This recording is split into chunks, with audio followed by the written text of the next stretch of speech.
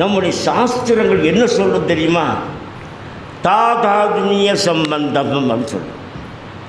சைவ சித்தாந்தம் கேட்ட உங்களுக்கு தெரியும் தாதாத்மிய சம்பந்தம்.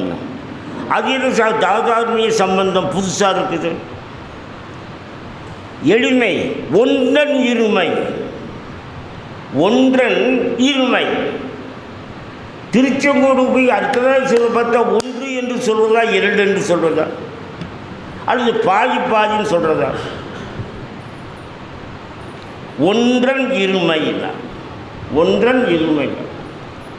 ஒன்றவன் தானே இரண்டவன் இன்னருள் என்பதற்கு விளக்கம் சொன்னேன். ஒன்று என்பது யாரு? அவிநாசி அப்பர். இரண்டு என்பது கருணாம்பிகை. அது என்ன விளக்கம் சொன்னேன்? அவன்தான் தனது இன்னருளாக கருணாம்பிகை வடிவத்தில் நமக்கு காட்சி தருகிறான். அப்போது தனியாக அம்பிகை என்ற ஒரு வஸ்து கிடையாது. அவனுடைய அருளுக்கு நம்ம வடிவம் கொடுத்தோம். இது இந்துக்களுக்கு தெரிவதில்லை, இந்துக்களுக்கு இதெல்லாம் தெரிவதில்லை.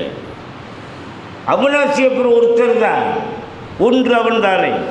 அவனுடைய இன்னருள் கருணாம்பிகையாக நமக்கு வடிவம் தருகிறது.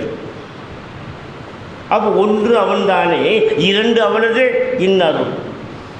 இதற்கு தாதாத்மிய சம்பந்தம் என்று சொன்னேன்.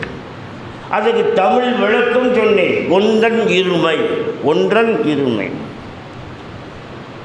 நான் சமீபத்தில் எனக்கு பிடித்த ஒரு பாட்டு ஒன்று உண்டு, ஆங்கில பாட்டு. ராபர்ட் ஃப்ராஸ்ட் எழுதினது. ராபர்ட் ஃப்ராஸ்ட் அவர் என்ன சொல்றாருன்னா, the lovely forest are dark and deep, the lovely forest are dark and deep,